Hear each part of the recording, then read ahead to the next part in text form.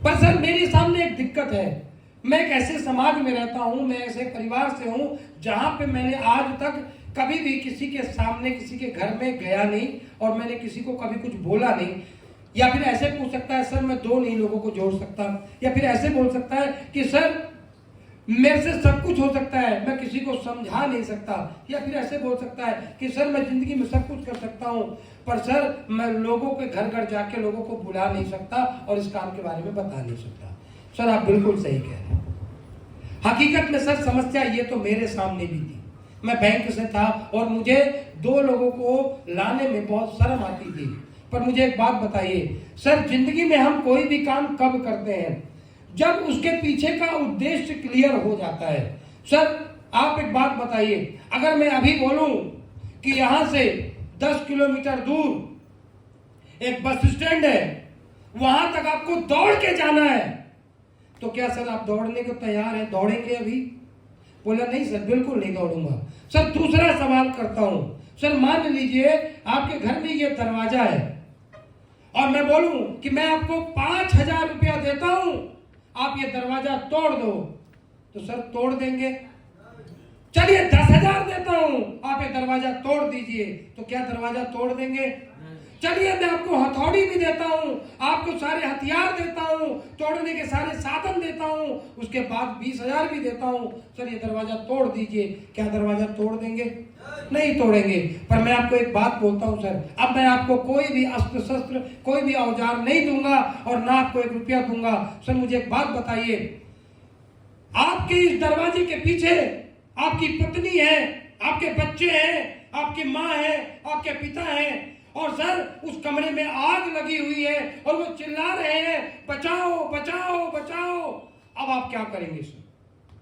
दरवाजा तोड़ेंगे या छोड़ेंगे? क्यों, मैं पैसा तो नहीं दूंगा सर, मगर आपको 1 रुपया, फिर भी तोड़ देंगे? सर मैं आपको कोई हथियार नहीं दूंगा, फिर भी तोड़ेंगे? सर मैं आपको कुछ नहीं दूंगा, तब भी तोड़ेंगे क्या? सर मैं एक बार नहीं बोलूंगा कि आप दरवाजा तोड़ो, फिर भी तोड़ेंगे क्या? क्यों? क्योंकि अब आपका कारण क्लियर हो गया, मुझे तोड़ना क्यों है। जिंदगी में सर कोई भी आदमी किसी काम को तब करता है जब उसका कारण क्लियर हो जाता है कि मुझे करना क्यों है।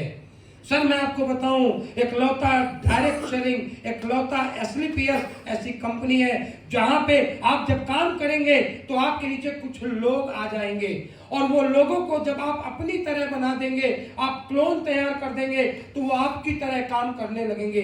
भगवान ने ना किया अगर कभी आपको कुछ हो गया तो सर आप दोबारा नहीं आप अपने परिवार के साथ खड़े हो सकते, पर आपका किया गया काम, आपके साथ में जो आपने लोगों को तैयार किया है, वो जब तक काम करते रहेंगे आपके परिवार को पैसे की दिक्कत कभी नहीं होगी, आपके परिवार में कभी भी खाने की दिक्कत नहीं होगी, आपके परिवार को कभी भी किसी के सामने हाथ फैलाने की जरूरत नहीं होगी।